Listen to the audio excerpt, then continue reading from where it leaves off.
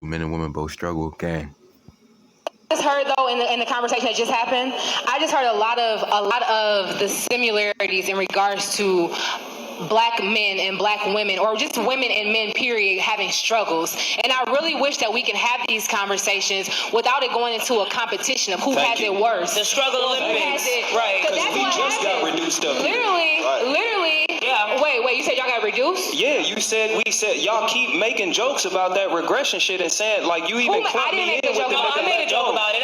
You clumped me in with let go and saying that, like, yeah, we just got reduced up here. Yeah, like, it just happened. I wish didn't we make a could joke stop about that. My point is what Randy Rosario Maples is saying, and what I stand on is, I wish that we could have these conversations without there always being a comparison. I wish how earlier you were talking and you said, yes, women go through this, women have this experience and period, and we went to the next conversation. I wish that we could have it like that regularly. And let me tell you, I absolutely able and available to have conversations with men that want to have these type of conversations. Why I made a joke is because that's a fucking joke to me. That's a fucking joke to me. Talking about single motherhood and how you need Section 8 and how you just doing it for child support and whatnot. There's very, very touchy topics. And so when I see somebody who is a child, right, I treat them like a fucking child, and I made a joke about it, right? And if I see somebody that wants to have a progressive conversation, then we can do that. So we can come up with solutions on how black men and black women can build each other up instead of having these struggle fucking Olympics. But if I talk to a child, I talk to a child like a fucking child. Now, Mr. Lincoln was a fucking child. Okay, 15 seconds, let go. All right, let's do that then, Keto.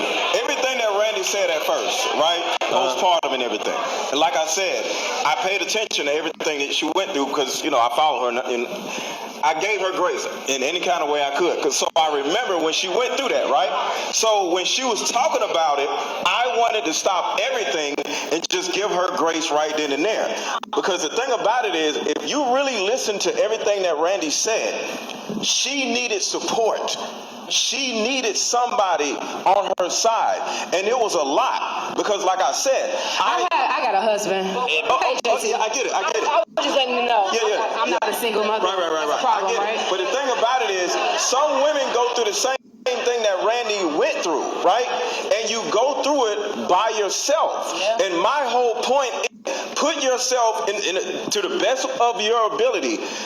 To put yourself in a position where you don't have to go through that by yourself. Because when you go through that by yourself, it affects your child. So say that. Yeah, so you ain't say that. I can say that.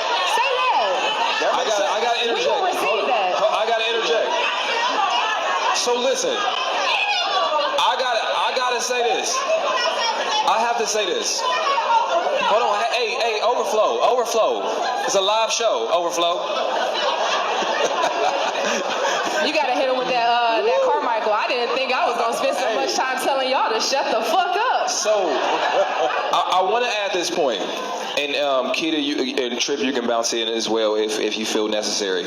I want to go back to what you were saying about sometimes you can be married or in a relationship and still be a single mother. It didn't even hit me until you actually said that, and let me tell you why. It can be unintentionally or intentionally from a man's part. We think that, okay, we've been taught all we got to do is protect and provide, but we haven't necessarily been taught nurturing as part of our character traits that we should have too. Think about it, and this is a touchy subject in the black community, but we're going to talk about it. A little boy picks up a doll. Put it down. Why are you playing with that? Yeah.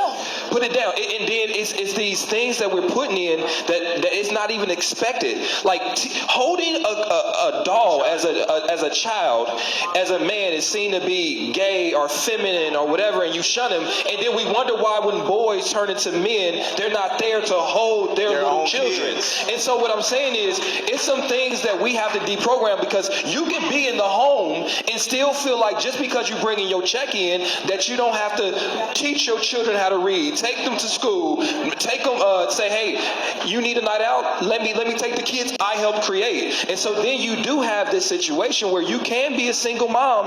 Yeah. And be married. And I want to go ahead. I want to talk about this providing though too as well, because we got to do another definition of provide, right? Because when we sit up here and we want to throw up men provide, you can provide financially, but are you providing? I just heard though in the conversation that just happened.